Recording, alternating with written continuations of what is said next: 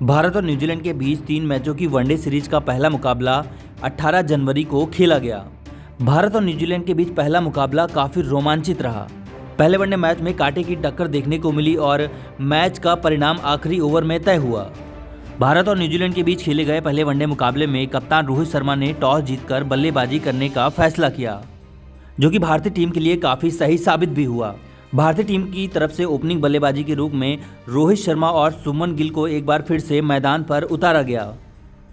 पिछली कई पारियों में रोहित शर्मा और सुमन गिल ने भारत को अच्छी शुरुआत दी थी और भारतीय टीम इस मैच में भी उनसे अच्छी शुरुआत की उम्मीद कर रही थी। शुरुआत के ओवरों में सुमन गिल और रोहित शर्मा ने अच्छी शुरुआत दिलाते हुए भारत का स्कोर 10 ओवर में 52 रन पहुंचा दिया था। इस मैच में कप्तान रोहित शर्मा बैटिंग में ज़्यादा रिस्क ले रहे थे, जिसके चलते वे 13वें ओवर में टिकनर की गेंद पर कैच आउट हो गए। रोहित शर्मा पहले वनडे मैच में 34 रन बनाकर पवेलियन लौट गए। रोहित शर्मा ने शुरुआत अच्छी की थी, लेकिन वह इस पारी को बड़ी पारी में तब्दील नहीं कर पाए। कप्तान रोहित शर्मा के आउट हो जाने के बाद मैदान पर विराट कोहली उतर चुके थे, तो वहीं दूसरी छोर पर सुमन गिल हर ओवर में बाउंड्री जड़ते हुए दिखाई दे रहे थे। हालांकि कोहली इस मैच में कुछ खास नहीं कर पाए और सेंटनर की गेंद पर वह क्लीन बोल्ड हो गए। विराट कोहली पहले वनडे मैच में 8 रन बनाकर पवेलियन लौट गए। एक तरफ जहां सुमन गिल एक छोर संभाले हुए लगातार अच्छी बैटिंग कर रहे थे, तो वहीं दूसरी तरफ टीम इंडिया के विकेट गिरते जा रहे थे। विराट कोहली के आउट हो जाने के बाद ईशान किशन मैदान पर उतरे थे, जो कि 5 रन बनाकर लॉकी फर्ग्यूसन की गेंद पर कैच आउट हो गए। 20 ओवर की समाप्ति तक टीम इंडिया के 3 विकेट गिर चुके थे। हालांकि दूसरे छोर पर सुमन गिल अच्छी बैटिंग कर रहे थे। छक्के से अपना अर्धशतक पूरा करने के बाद सुमन गिल ने अपने क्लासिकल शॉट्स जारी रखे थे, जिसकी बदौलत टीम इंडिया तेजी से रन बना पा रही थी। मिस्टर 360 सूर्यकुमार यादव और सुमन गिल के बीच 50 रनों की साझेदारी हो चुकी थी। एक तरफ जहां सुमन गिल क्लासिकल शॉट्स खेल रहे थे, तो दूसरी तरफ सूर्यकुमार यादव तेजी से रन गति को बढ़ाने में लगे हुए थे। इसी बीच सूर्यकुमार यादव को डैरेल मिचेल ने कैच आउट करा दिया और इंडिया को एक बड़ा झटका दिया। 29वें ओवर में सूर्यकुमार यादव 26 बॉल पर 31 रन बनाकर पवेलियन लौट गए। 29वें ओवर तक टीम इंडिया के 175 रन पर 4 विकेट गिर चुके थे। सूर्यकुमार यादव के आउट हो जाने के बाद हार्दिक पांड्या मैदान पर उतरे और उन्होंने सुमन गिल के साथ मिलकर एक अच्छी साझेदारी की। 30वें ओवर में सुमन गिल ने एक गगनचुंबी छक्का मारकर अपने करियर का तीसरा अंतर्राष्ट्रीय शतक पूरा किया। मैदान पर हार्दिक पांड्या और सुमन गिल की जोड़ी मौजूद थी। शतक पूरा करने के बाद सुमन गिल ने रन की गति को और तेजी से बढ़ा दिया था। न्यूजीलैंड का कोई भी गेंदबाज सुमन गिल को आउट नहीं कर पा रहा था और सुमन गिल न्यूजीलैंड के गेंदबाजों की जमकर धुलाई कर रहे थे। 40वें ओवर में हार्दिक पांड्या डैरेल मिचेल की गेंद पर बोल्ड हो गए, ऐसा अंपायर का मानना था, लेकिन रिप्ले में देखा गया तो वह नॉट आउट थे। 40वें ओवर में डैरेल मिचेल ने एक बॉल डाली थी, जिसमें उनकी बॉल स्टंप के काफ़ी नज़दीक गुजरी थी।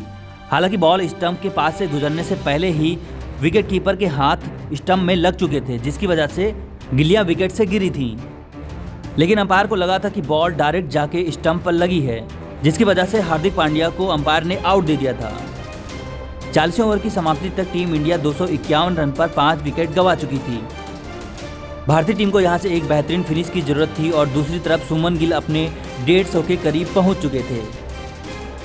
43वें ओवर में एक गगनचुंबी छक्का जड़कर सुमन गिल ने अपना 150 रन पूरा किया। अब आखिरी के 5 ओवर बचे थे और सुमन गिल को अपना दोहरा शतक पूरा करने के लिए 50 रनों की जरूरत थी। तो वहीं दूसरी तरफ एलबीडब्ल्यू आउट होकर वॉशिंगटन सुंदर पवेलियन लौट चुके थे। बैटिंग के लिए आए शार्दुल ठाकुर भी रन आउट होकर पवेलियन लौट गए। दूसरी तरफ रनों की गति को तेजी से बढ़ाना था और सुमन गिल भी अपने 200 के करीब पहुंच चुके थे। ओवर फेंकने आए लॉकी फर्ग्यूसन की 3 गेंदों पर लगातार 3 छक्के जड़कर सुमन गिल ने एक बेहतरीन अंदाज में अपना दोहरा शतक पूरा किया। हालांकि 50वें ओवर में टोपले की गेंद पर रन की गति को तेज करने के चक्कर में सुमन गिल आउट हो गए। सुमन गिल के द्वारा खेली गई इस पारी में उन्होंने 149 गेंदों पर 208 रनों का योगदान दिया, जिसमें 19 चौके और 9 छक्के शामिल थे। 50 ओवर की समाप्ति तक टीम इंडिया ने अपने 8 विकेट खोकर 349 रन बनाए थे। कुल मिलाकर देखा जाए तो टीम इंडिया ने न्यूजीलैंड के लिए 350 रनों का पहाड़ जैसा स्कोर खड़ा किया था। 350 रनों के टारगेट का पीछा करने के लिए न्यूजीलैंड की तरफ से फिन एलन और डेवन कॉनवे को मैदान पर उतारा गया था। न्यूजीलैंड की भी टीम चाहती थी कि उनकी तरफ से ओपनिंग जोड़ी खतरनाक बैटिंग करे और अच्छी शुरुआत दे, इसीलिए इस खतरनाक जोड़ी को मैदान पर उतारा गया था। हालांकि शुरुआत के 5 ओवर में इन दोनों बल्लेबाजों ने अच्छी बल्लेबाजी भी की और हर ओवर में लगातार बाउंड्री जड़ते रहे। हालांकि इस मैच में मियां भाई मोहम्मद सिराज अपने होम ग्राउंड पे खेल रहे थे और पिछले कुछ मैचों से तो हम उन्हें देखते ही आ रहे हैं कि वह कितने खतरनाक गेंदबाज हो चुके हैं। छठे ही ओवर में मोहम्मद सिराज ने डेवन कॉनवे को कुलदीप यादव के हाथों कैच आउट करा दिया। डेवन कॉनवे मात्र 10 रन बनाकर पवेलियन लौट गए। डेवन कॉनवे के आउट हो जाने के बाद मैदान पर हेनरी निकोलस फिन एलन का साथ देने के लिए उतरे थे। न्यूजीलैंड की टीम ने 10 ओवर के पावर प्ले में 1 विकेट खोकर 42 रन बना लिए थे। पावर प्ले खत्म हो जाने के बाद 11वां ओवर लेके आए हार्दिक पांड्या को फिन एलन ने टारगेट किया और एक गगनचुम्बी छक्का जड़ा। इसके बाद लगातार 3 चौके जड़कर इस ओवर को बड़ा बनाया। फिन एलन अपने रुद्र रूप को अपना चुके थे और वह T20 जैसी बैटिंग करते हुए दिखाई दे रहे थे। फिन एलन और हेनरी निकोलस की जोड़ी तोड़ने के लिए शार्दुल ठाकुर को बॉलिंग के लिए लाया गया और शार्दुल ठाकुर ने फिन एलन को कैच आउट करा दिया। फिन एलन ने अपनी तूफानी पारी में 40 रनों का योगदान दिया। फिन एलन के आउट हो जाने के बाद न्यूजीलैंड की विकेट की झड़ी लग गई और कुलदीप यादव ने बेहतरीन गेंदबाजी करते हुए 2 विकेट झटक दिए। कुलदीप यादव ने अपने ओवर में हेनरी निकोलस को बोल्ड किया और अगले ही ओवर में डैरल मिचेल को भी LBW आउट कर दिया। न्यूजीलैंड की टीम ने 20 ओवर तक 97 रन बनाकर 4 विकेट खो दिए थे। 25वें ओवर में मोहम्मद शमी ने ग्लेन फिलिप्स को बोल्ड करके न्यूजीलैंड की टीम को एक बड़ा झटका दिया। ग्लेन फिलिप्स के आउट हो जाने के बाद मैदान पर माइकल ब्रेसवेल उतर चुके थे।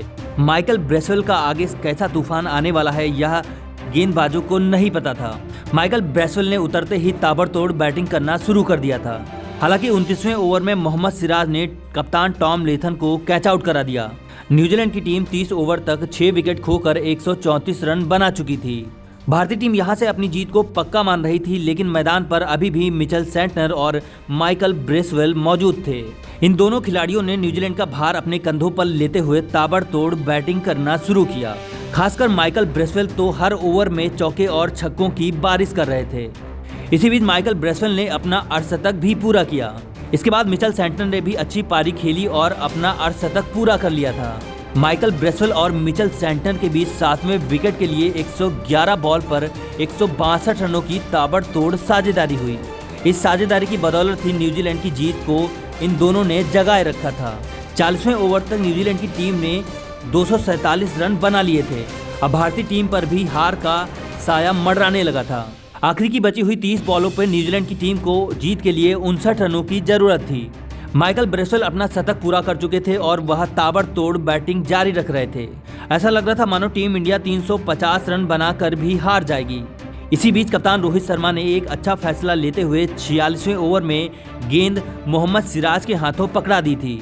मोहम्मद सिराज ने भी उनके भरोसे को सही साबित करते हुए अपने ओवर में मिचेल सेंटनर को कैच आउट करा दिया और न्यूजीलैंड की टीम को एक बड़ा झटका दिया। मिचेल सेंटनर और माइकल ब्रेसवेल की साझेदारी को तोड़ते हुए मोहम्मद सिराज ने अगले ही बॉल पर सिपली को भी क्लीन बोल्ड कर दिया। मोहम्मद सिराज ने यह ओवर काफी किफायती फेंका और उन्होंने इस ओवर में मात्र 3 रन देकर 2 विकेट लिए। हालांकि अगला ओवर फेंकने आए हार्दिक पांड्या की माइकल ब्रेसवेल ने पिटाई कर दी और एक के बाद लगातार 2 छक्के जड़ दिए। इस ओवर में हार्दिक पांड्या ने 15 रन खर्च किए। हालांकि अभी भी न्यूजीलैंड की टीम को 18 बॉल पर 41 रनों की जरूरत थी। देखा जाए तो टीम इंडिया की तरफ मैच झुका हुआ था। 48वां ओवर लेके आए मोहम्मद शमी की भी पिटाई कर दी गई और लॉकी फर्ग्यूसन ने उन पर एक बेहतरीन चौका जड़ा। इसके बाद माइकल ब्रेसवेल ने उन पर एक छक्का जड़कर इस ओवर को भी बड़ा बना दिया।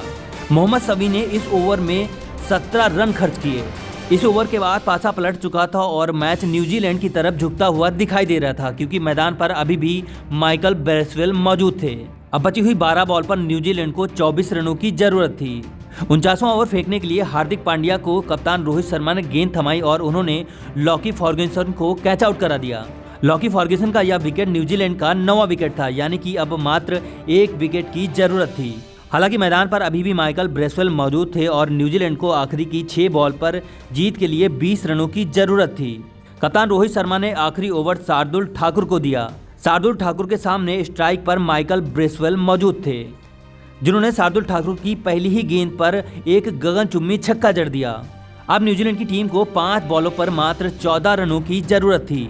हालांकि दूसरी ही गेंद पर शार्दुल ठाकुर ने बेहतरीन गेंदबाजी करते हुए माइकल ब्रेसवेल को LBW आउट कर दिया और इस तरीके से न्यूजीलैंड की टीम ऑल आउट हो गई। कांटे की टक्कर वाला यह मैच भारतीय टीम ने 12 रनों से जीत लिया था। इस मैच के हीरो रहे सुमन गिल को प्लेयर ऑफ द मैच चुना गया। 3 मैचों की वनडे सीरीज का दूसरा मैच 21 जनवरी को खेला जाएगा। भारतीय टीम इस मैच को जीतकर सीरीज को अपने नाम करना चाहेगी। हालांकि यह सीरीज भारत के लिए आसान नहीं रहने वाली। भारत की इस जीत पर आपकी क्या प्रतिक्रियाएं हैं, कमेंट सेक्शन में कमेंट करें। साथ ही साथ चैनल को सब्सक्राइब करें ताकि क्रिकेट से रिलेटेड वीडियो आपको मिलती रहे।